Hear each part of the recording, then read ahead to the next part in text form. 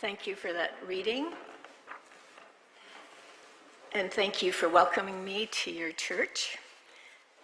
It's a sign of hope that I'm here as the first indigenous moderator of the Presbyterian Church in Canada. And there are many signs of hope. But Isaiah is talking about a broken world. But in the midst of that broken world, he gives us hope, a new hope, a hope for a new world, a new heavens, a new world, a new earth. And you'll forget all about the past. What a beautiful thought. When you think of what's happening in the world today, in Israel, Palestine, and those children being killed, I can't watch it anymore. It's too much. And what's happening on our reserves with the children, what's happening with our people, and what's happened and still happening as we continue to be oppressed by the legislation of the Indian Act and not having the freedom that we hope, not having the resources that we need. But God will change, is doing a new thing. When I heard part of I don't know which part it was, but it reminded me of one of our ministers at the Mistawasis Presbyterian Church was his name was the Reverend W.W. Moore, and he was both our preacher and the teacher to the older people, my parents' age, and his sister was she couldn't hear or speak, but she taught my mother how to read and write using sign language. And we have stories about him. One of the stories is that my oldest cousin used to say that Reverend Moore would be, he had this thing about coming to church, and the first thing he said was, "Come, Holy Spirit, come, Holy Spirit." And on one of those days, I heard him say, "Not you, Rex." And that was his dog trying to come in. But they have a sense of humor. You got to have a sense of humor in the midst of whatever you have to survive, right? You have to have hope too. And you have to look for those signs of hope and let it encourage your heart. Let it lift your spirit. And so when we talk about healing and reconciliation, we first of all have to know, what do we heal? What do we have to heal? Is it just the Native people that have to heal, or is it the church too? Is it Canadians too? Is it all of us in this whole world? Absolutely all of us, human beings. In the way that we treat each other, the way that we treat the earth, and even the way we treat ourselves. Because the way we seem to be doing things is we don't have peace within us. Why? The way we think, the way we believe. We have to start listening to one another. We have to know what other people are thinking. We have to know what their gifts are so that we can include them in our own lives. And I always say indigenous people have a way of healing. The healing ceremonies that were outlawed, we lost a lot through that. And now with the reclaiming of our culture, the reclaiming of our spirituality, the reclaiming of our laws of relationships, the science of relationships, is something that the world is missing, and something that I believe that we can help with as indigenous people.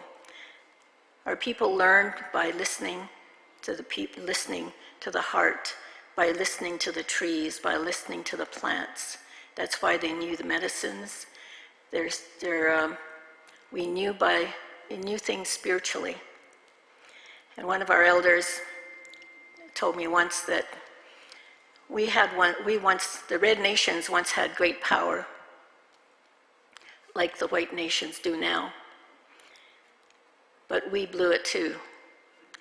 We abused the power that God gave us.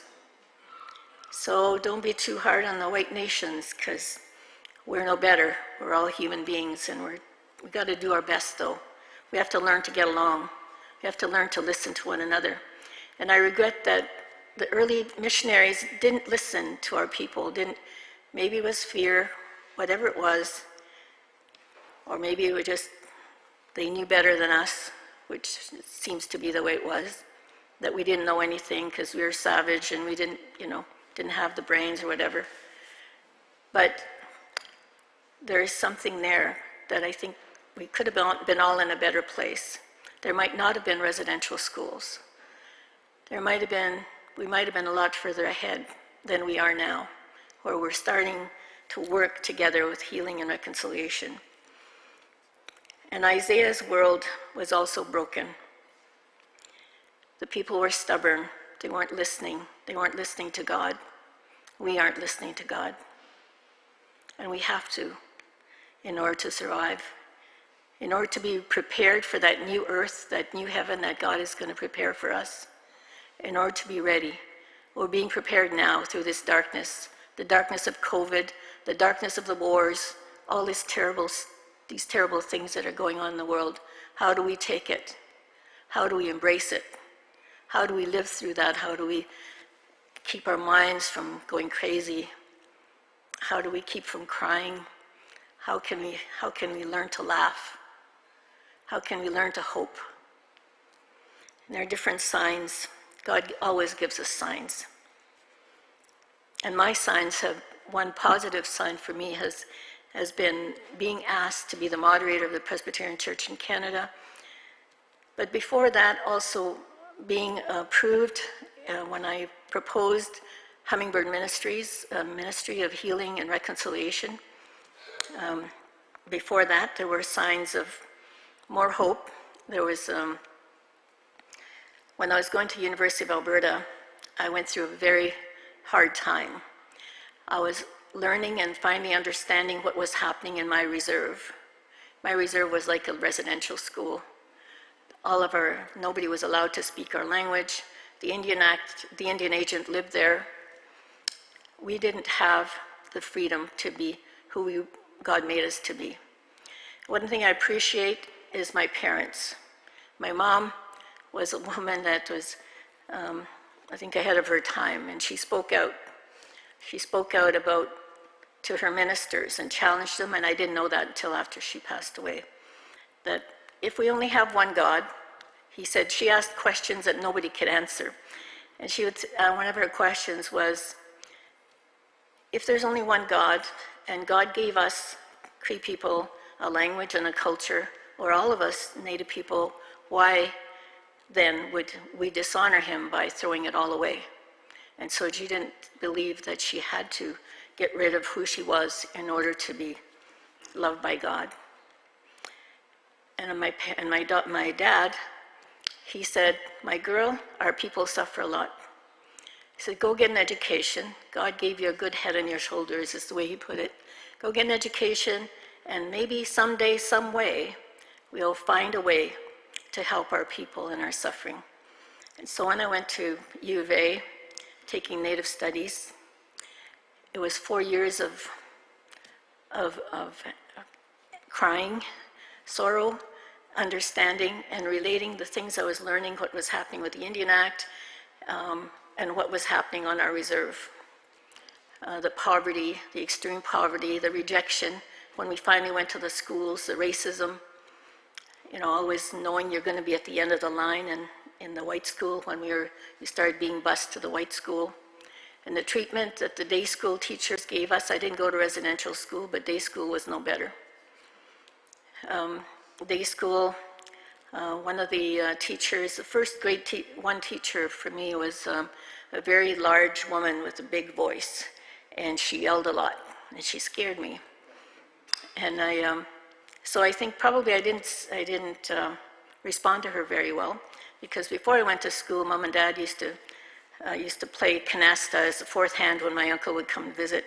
And so Mom was teaching me how to add and subtract, add the score for the canasta, and she taught me all the alphabets, and anyway, so I knew quite a bit already before I went to school. But this teacher put me in grade 1B, which was the slow kids, the kids that couldn't learn, some people called retarded. So so in grade 2, we got a new teacher, another woman ahead of her time, another sign of hope in my life. She came along, and one day she said to the grade 2s, today we're not going to do everything the way we usually do it. If you get stuck in a word, whoever knows that word, put up your hand. So I started putting my hand up from grade 1B, and she finally noticed and came and asked me to read the reader and flip through it, and I read it for her. And then she wrote a note to my parents saying, we don't know why, your teacher doesn't know why you're not in grade 2, so tomorrow you're going to be in grade 2. So she was a sign of hope. So one day she took us to the field on a field trip, took us out of class and took us field trip. She was a little Pentecostal woman that just, was God's daughter for sure. She says, see this field, all the medicines in this field, your people know about all the medicines in this field. And I just thought that was so odd that a white woman was saying that.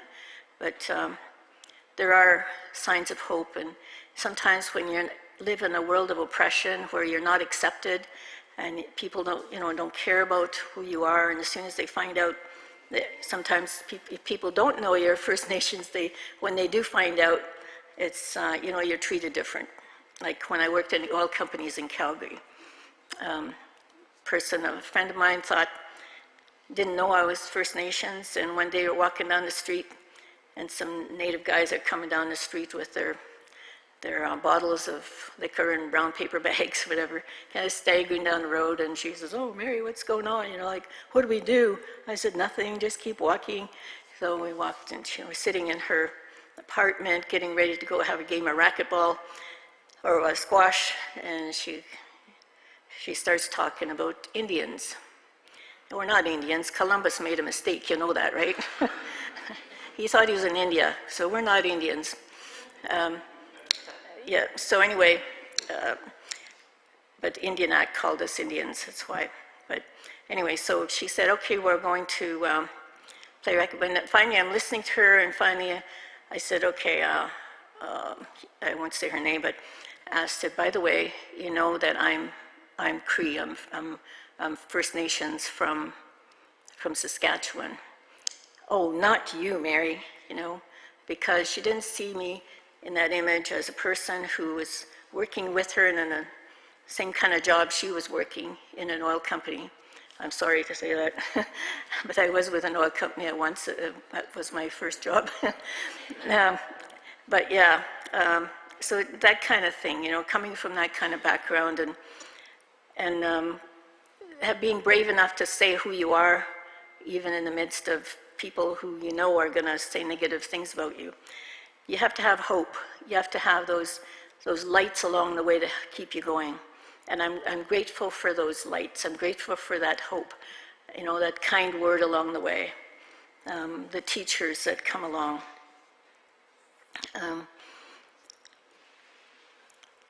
The hymn that we sang, Be Still, that no matter how dark things go, sometimes your relationships can get really messed up, and it's an important relationship, and you don't know what to do, but in the midst of that, no matter what the situation is, finding a way to be still and to know that God is there is a very important message, an important thing to do in these times that we're going through right now.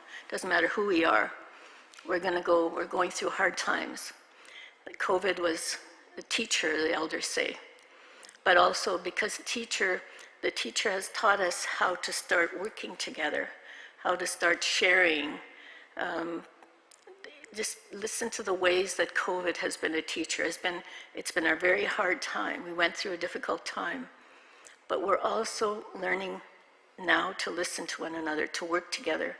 Families are getting back together because, the economy is so bad that younger generations can't afford to pay their own rent.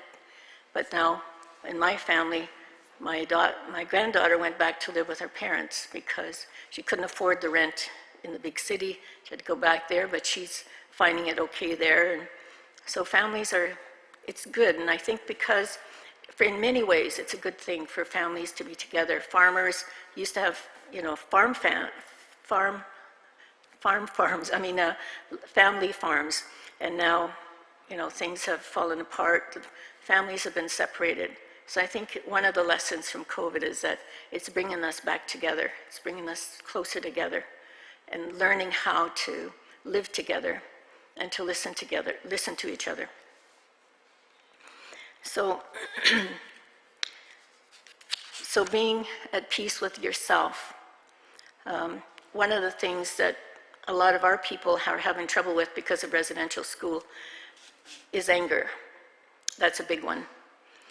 And for me, it was I went through anger while I was taking the Native Studies program at the University of Alberta.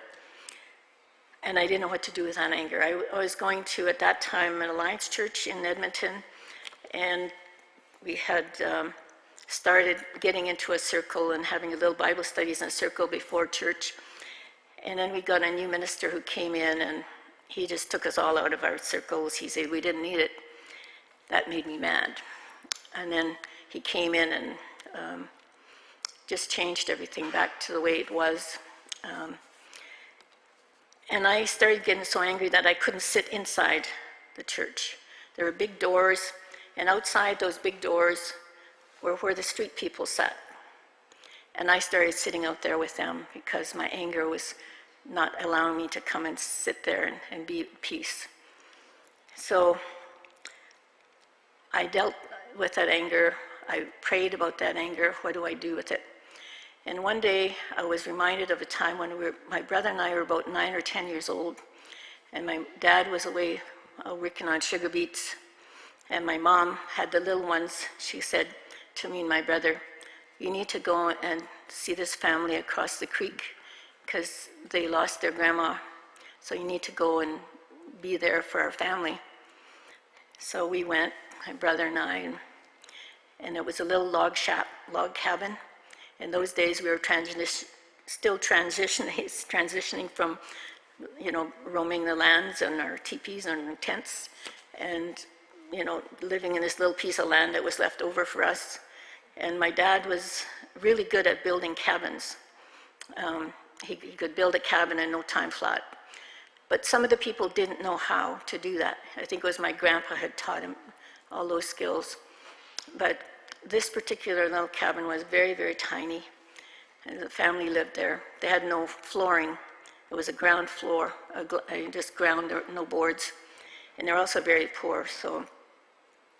But he sat there, and in the old days, they always said, don't cry at night. If you're grieving, don't cry at night. So they told funny stories, so they would make us laugh. And so even if we heard the stories a million times, we would still laugh, just because they were funny, as part of the spirit of it. Anyway, this old man said, "No simak, astamota, come here, my grandchildren, I have something to tell you." And he said, "Gaik soasik," he said, "Don't be angry. Don't keep anger in your heart. You gotta let it go, let it go. Because if you keep it, it become like a cancer, and it'll destroy you, it'll destroy your relationships." And when I remember that story, I had to let go of my anger. I knew that it was no good to hold it. It would become bitterness, and I'd be a changed person. So I had to let it go, but it was a hard time. There was another time when I had to let go of fear. But see, our people have these negative feelings. We have to make sure they don't get out of proportion, find a way to let go of those negative things, whether it's guilt. Church might feel a lot of guilt. I went through a time of guilt too after my mom died, because I wanted to take care of all my brothers and sisters, but I couldn't, because they died pretty young. My parents were in a car accident. But getting back to the four selves, the mind, body, soul, and spirit, keeping those in balance. What you think is important, what you see is important, because everything influences us. So be careful with that, and also be careful with anger.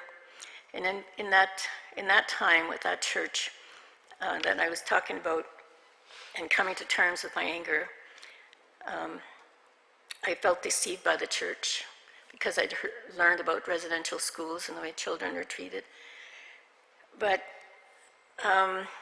the pastor asked me, would you share, because in that church women are not allowed to be leaders, So he asked me if I would share.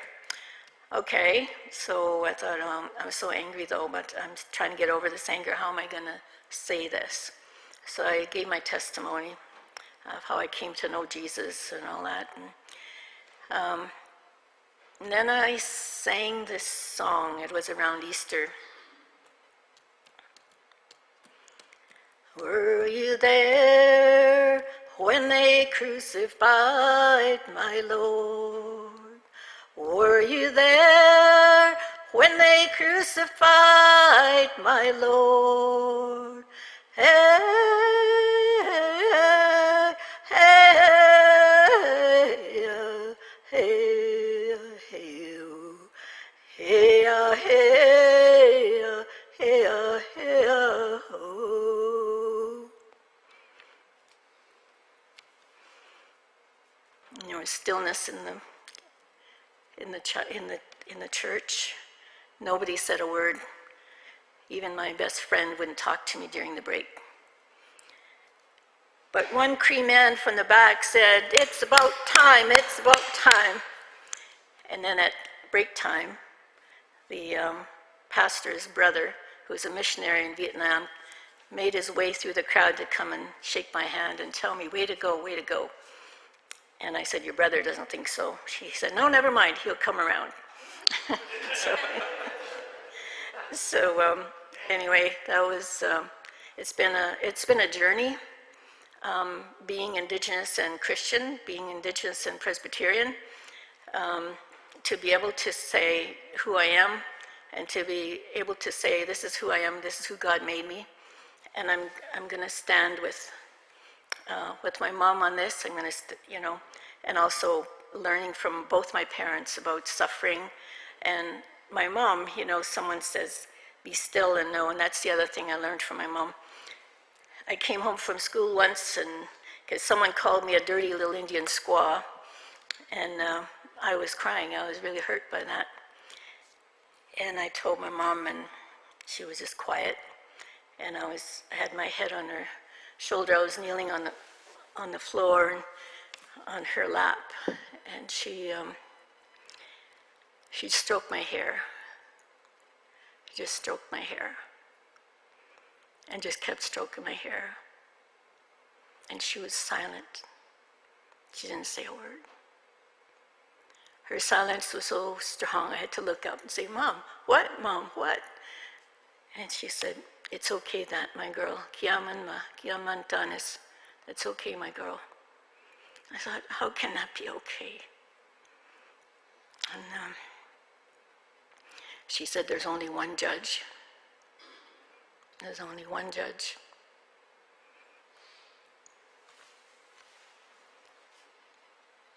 But we're grateful for the grace of that judge, the mercy of that great judge. That in spite of how horrible we are, he forgives. He promises a new earth, a new heaven, a new world. No longer will our children die and commit suicide.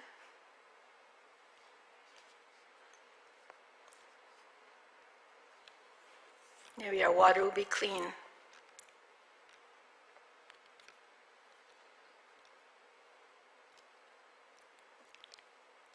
And what we build, what the children build, what they grow will be theirs and won't be taken away.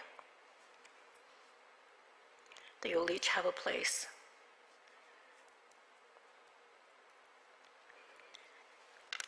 And so with others, Indigenous people have said that Indigenous people have the gift of the science of relationships, and also they're the best stewards of the earth. So those are two gifts. Science of relationships. It's through listening. And you can listen to more than words. You can listen to the spirit of the person you're talking to. You can also listen to the trees. On one of my trips, was to Treaty 4 in southern Saskatchewan. And a woman, just out of the blue, after she finished talking, said, "And by the way, if you want to know how to have good relationships, go talk to a tree. It made me think about that. And signs of hope, listening. Trees have been a big part of, I don't know why. I guess the treaty, the piece of treaty, that our indigenous elders, ancestors have talked about, that one day there will be peace among the nations. They will gather around that great tree of peace. And another time during COVID, we were going to pick up some things at a store, something for our kids that the church had given to us. There were little Chromebooks, so we could still reach the kids through media. And I dropped off my helper and I went to park, and there was big trees right in front of me reaching up over top of the parking lot. And it stopped me, just stopped me. There's nothing audible, but just the trees spoke to me. And I don't know what they said. And I asked them, what do you want? But there was silence. But there is something about the trees. And I'm learning more about the trees as time goes on. Sometimes things are a mystery, something that God is going to teach you in the future. And nature can talk to you. And that was one of the ways that our people listened, talking about nature. One story that I'll share had to do with a robin. I was a member of the executive of the World Communion of Reformed Churches for 7 years. And the first year that I was elected or was nominated, and I was thinking about whether or not I should join this group because I was just starting my ministry. I was very busy. I didn't know what to do. I called home, I called my council, what should I do? And they said, we'll pray for you, but you have to decide what you're going to do. So I was, okay, you're great help. Anyway, then we went for about 3 days, and it was between me and another man who was also, if I said no, he would be the one nominated. So he kept, every time I met him during those 3 days, well, have you decided yet? No, not yet. And on the last day, we were going to chapel, and they said that was the day that I had to tell them what I was going to do, and I still didn't know what I was going to do. I'd asked God for a fleece, and anyway, that morning, I was later than usual. I usually met with the same group of ladies for breakfast at the dining hall, and that day I ran there, and they were already gone, and so anyway, I hurried back to my room, got my stuff, and I was on my way to chapel. And as I was walking, a robin came along and started walking beside me, like walking. And I said, what are you doing? And it just kept walking. It wouldn't go away, and I didn't tell it to go away. I just thought, why are you walking with me? But then I remembered a story, something that happened in Edmonton with my brother and my sister-in-law. My sister-in-law had called me one morning. She says, you know, Mary, we're having a really hard time. Can you come over and pray with us and pray over our house? We really, really need prayer. I said, okay. So she said, and come in the backyard, don't come in the front, because people are giving us a hard time. I said, okay. So parked in the back, and she comes to the back, sits in my car, and she said, she's crying and crying, saying, God has left us.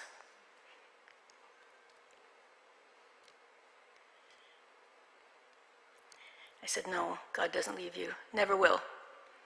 No, you know how I know? I said, no. She said, because there's no robins this spring. Every year I look up, I said, God is still here, the robins are still here. But this year there's no robins. And I look up, and there's a robin sitting on a branch outside the car. And I said, you mean that robin? And she started to laugh and cry at the same time. She said, I knew you'd bring God back to me. So it's nothing to do with me. But as soon as I thought that story, this little robin that was walking with me flew away. So I think the message was, God is with me. That, you know, whether I didn't think I could do this job of WCRC or not, God was with me. It was going to be okay. So sometimes, if we listen close enough, God will find ways to encourage you, to tell you what you need to do, to discern the right thing to do. And relationships with other human beings. In our way, relationships have to do with not just us as human beings, but all of our relatives, include the trees, the birds, and the animals. We all come from the same breath of life. God gave us all life. And our relationship with God, how we live, matters to God, matters in our relationship with Him.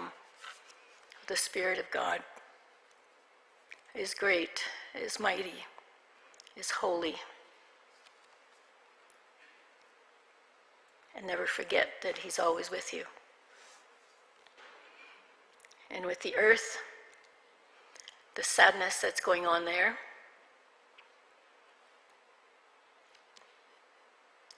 I was in northern Alberta with some friends of mine who have a trap line up there. And while we were out there, we were picking what they call Labrador tea. You know, they burn the tea, and it's used for medicinal purposes. And there's some kind of picking berries and up that, things like that. And I came across a bird in the little ravine. It was all full of oil. It was all soaked with oil.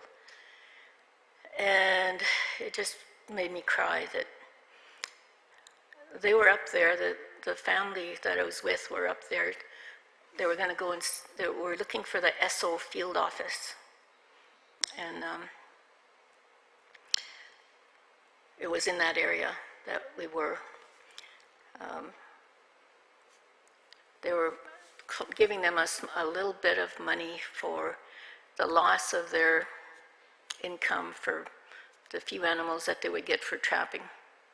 They didn't have a big corporate thing. But I think Esso gave them $28 for the year. That's the kind of injustice that happens to our people. And then I just thought of the bird. Like, there are more birds further down in the ravine. This is just in the middle of the bush. Like, how did the oil get there?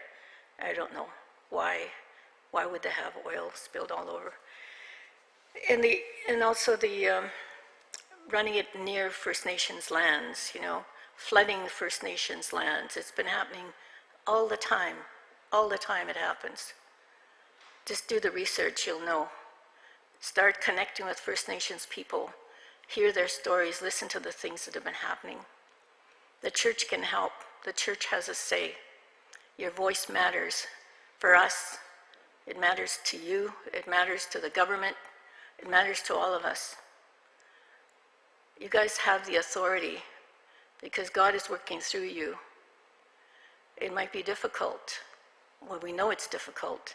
Anyone that works with First Nations people that I've worked with in BC, I spoke at an Anglican church one evening, and this man was really taken by what I shared, and I had a whole table of books that I told them they could buy if they wanted to educate themselves, or go out and buy. They could get a list and try to educate themselves. Was one way to do reconciliation, to start educating themselves. And this one man decided to read books. He read books, he wouldn't stop. And he would be emailing me big, long emails. And I thought, oh, this doesn't sound good. This doesn't sound well, because he's trying to do this by himself. He's going to get sick. So I said, do you have a church you can talk to about this? Is there someone you can talk to about this? Because you shouldn't be doing this. This is not right. Because anyone who tries to fight by yourself, don't do that. You have to take care of yourself. This is a 500-year-old problem in Canada. You know, fighting, because he just got sick of what he learned about the history of Indigenous people in Canada. The way we're treated, legislation, the whole bit. But God has seen fit that we're still here. We have survived. Some of us are not doing very well at all. There's always suicides, or people die young. This scripture about growing old, how, I don't know how this scripture speaks to you. What does it say to you? For me, one of the first things was, you can, whatever you're given, it won't be taken away. And things like, you won't die young. You'll grow to a ripe old age. 100 years old will be young, But our people die young, and we die during the COVID. So many people died. I come from a family of 11. There's 5 of us left. So we don't. But don't just stop at the negative. That's what our scripture is all about. There's hope. Don't give up hope. I learned long ago that hope is not an option. It's a responsibility. You have to have hope. It's part of who we are. Part of what we're supposed to be is not to give up. Because we have a God. If you have faith, there's something to hope for. There's something that you can do. Practice doing good. Even if your voice is not heard today, it will be heard. It is being heard ultimately.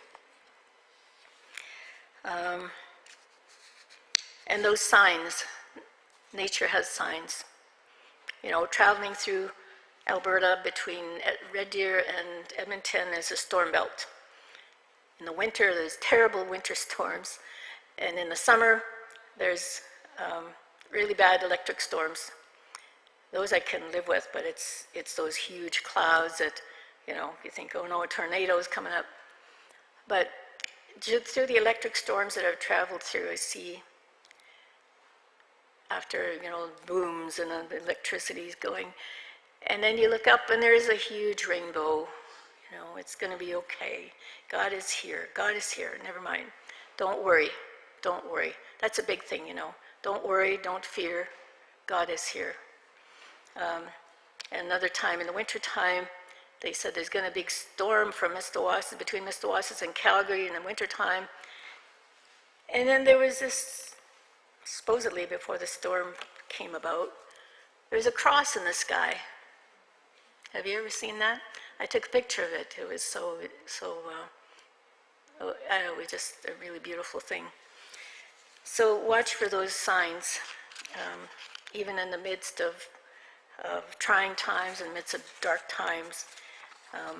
And I want to say, just to close, there's one more thing. Like people say, how can we do with this mess that we live in? The apology, the confession of the Presbyterian Church, and now we're asking the church to do an apology, to renew that apology, to get the whole picture, and not just the residential school picture, because the whole environment, the whole legislation of the Indian Act is like a residential school. It's very oppressive. But how can we heal this relationship with this huge mess? One step at a time. Don't lose hope. At Hummingbird Ministries, we bring people together with First Nations people through events, annual events. We have at least 3 events a year.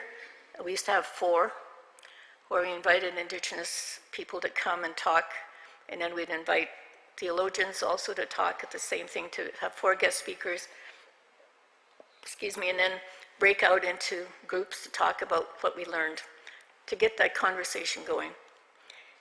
And the others were bringing our children to the dance, listening to what your people want, listening to what people want, responding to the needs of the people is a big one. One time we have a program called Healing Path, and through that we have different workshops. People come and do different workshops, and we always do everything in a circle. And one of those circles was led by a man, or our teacher, our instructor was a Jewish man who came and did a talk on indigenous youth suicide. It was a very, very powerful presentation.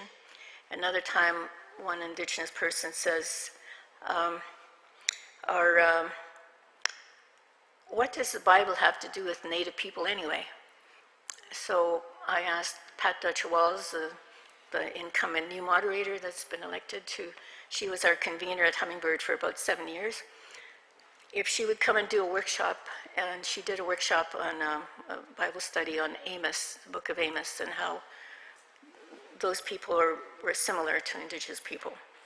And a woman asked me, what does the Bible teach about women? Is it the same as we learn about, what we learn about? So I did a Bible study on the book of John. But one of the biggest events that bring people together, if they're uncomfortable with each other, is what we call Peace Through the Arts Festival. Once a year, we bring people together from churches and interfaith, intergenerational, just bringing people together to celebrate their cultures and their music and their dance, their stories. It's one of the ways.